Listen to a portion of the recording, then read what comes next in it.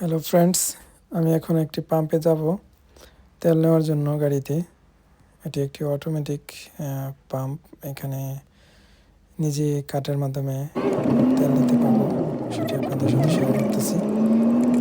তো সবাই আমার সাথেই থাকবেন। এই যে আমি পাম্পে চলে এসেছি, সামনে দেখতে পাচ্ছেন অনেকগুলা বুথ পাম্পের, মোটামুটি 5টা 7টা ডাবল 14টার মতো।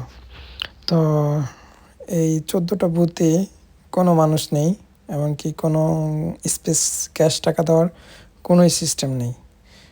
প্রত্যেকটা বুথ স্বয়ংক্রিয় এবং সবাই কার্ডের মাধ্যমে 24 ঘন্টা এখানে তেল নিতে পারে। নর্মালি এখানে গ্যাস তেল দুইটাই পাওয়া যায়, পেট্রোল ডিজেল বলেন।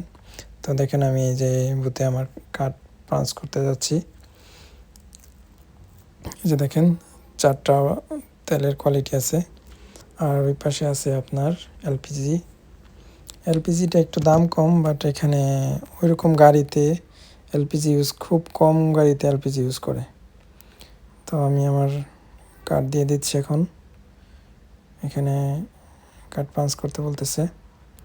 তো কার্ড পাঞ্চ করার পর আমার কার্ডের যে কোড নাম্বারটা ওইটা চাইতেছে। তো আমি এখন আমার কোড নাম্বারটা দিয়ে দিতেছি। হয়ে গেছে, ওকে টিকিট সিলেক্ট করলাম।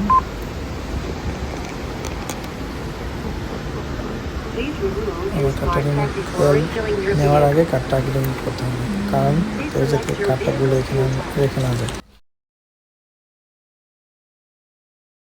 আমি এখন E10, এটি আমার গাড়ির জন্য। আমি E10টা সিলেক্ট করব, E10টা দিয়ে দিলাম।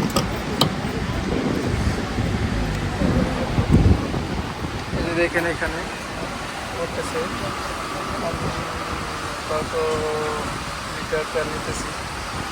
এখানে প্রাইসটা উঠতেছে তার সাথে 1.73। আমি মোটামুটি 20 ইউরো তেল নিব, বেশি নিব না। আমার গাড়িতে যে তেল আছে